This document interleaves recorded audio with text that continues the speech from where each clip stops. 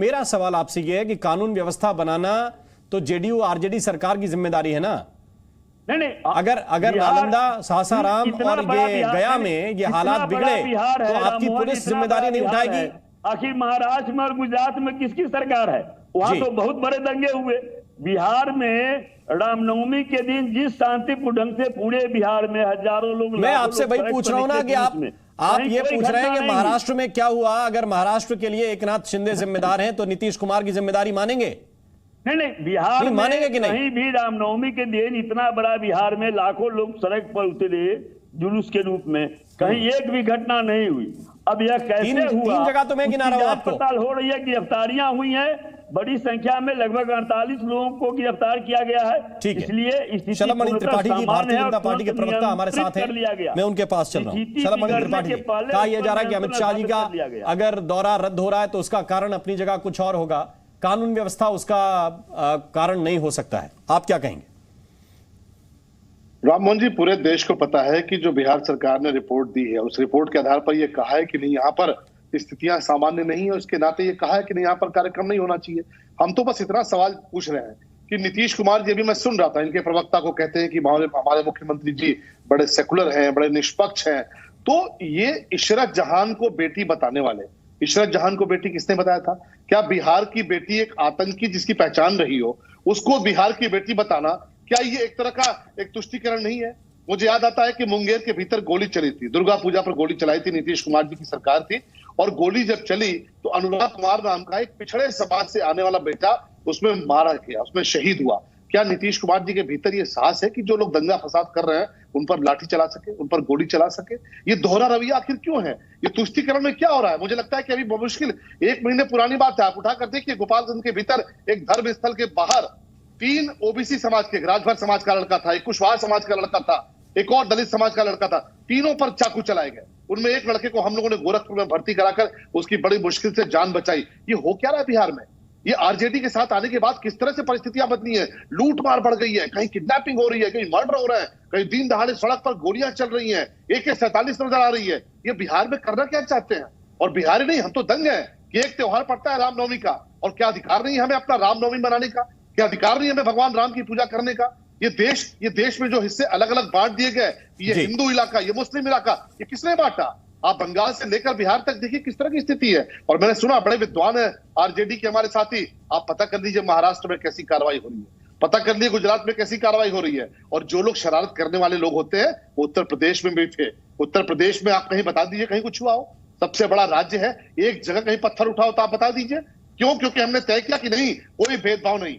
अगर दिवाली होली अच्छे से मनेगी तो ईद भी अच्छे से मनेगी, हमारी रामनवमी भी अच्छे से मनेगी। हमने कोई भेदभाव नहीं किया। लेकिन आपकी जो तुष्टीकरण की नीति है, इसके चलते हिंदुओं के त्योहारों पर इस तरह की हमले हो रहे हैं, इस तरह की घटनाएं हो रही है, और मुझे लगता है देश इसका जवाब देगा। चिंता पवन राव अम्बेडकर जी इस वक्त हमारे साथ हैं, AIMIM के स्पोक्स पर्सन। पवन राव अम्बेडकर, ये जो हालात जगह जगह बिगड़ जाते हैं, क्या इसकी जिम्मेदारी राज्य सरकारें ना लें? उनकी जिम्मेदारी तय नहीं होनी चाहिए? बहुत शुक्रिया राम मोहन साहब। भारतीय संविधान इतना मजबूत और इतना जो है विशाल है कि इस देश की सभी राज्य सरकार हो या केंद्र सरकार उनको शक्ति देती है कि आपके पास इतनी ताकत है कि आप एक परिंदा भी पर नहीं मार सकता है। अगर ये घटनाएं, दंगा हुआ है और इस तरह की घटनाएं हुई हैं, इसके लिए पूर्ण रूप से राज्य सरकारें जिम्मेदार हैं। अभी आरजेडी के और जेडीयू के बैठे हुए लोग हैं, वो कह रहे हैं कि मैन ऑफ वर्ड्स हैं।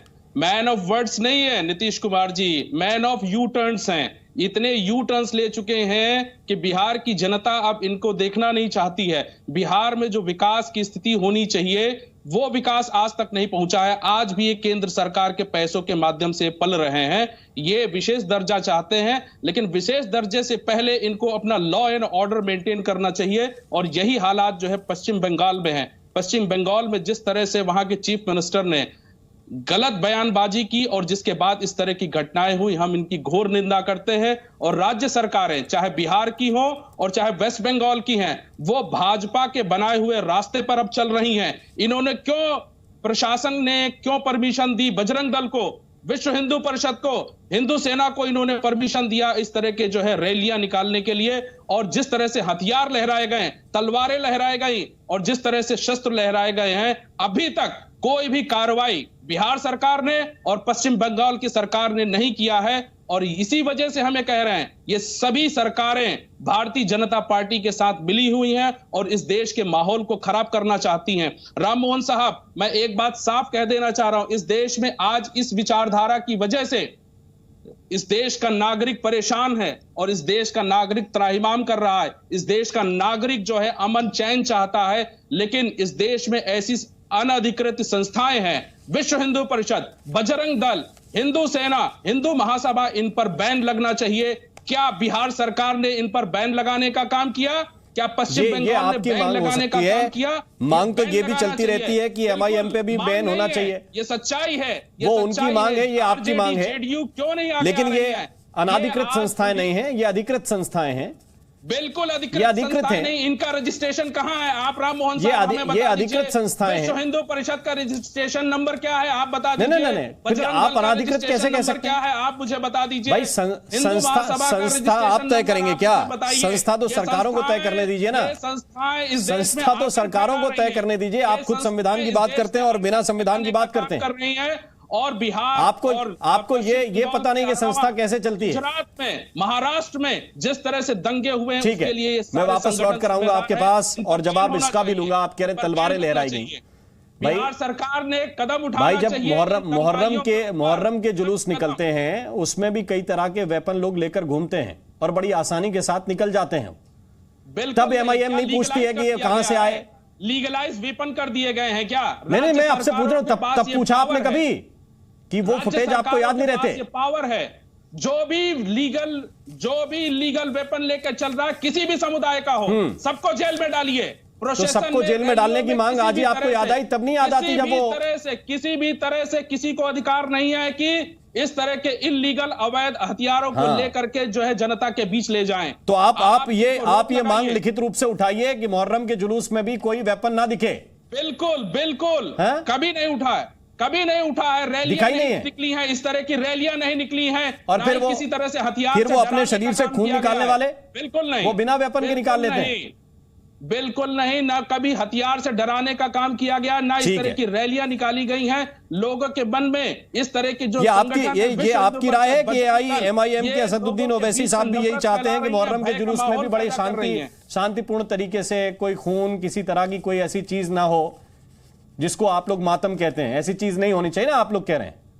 नहीं, बिल्कुल नहीं हो। हम ये कह रहे हैं ना, बिहार ओवैसी साहब से भी कहलवाइए आप। अच्छी बात है अगर आप कह रहे हैं तो। मैं एक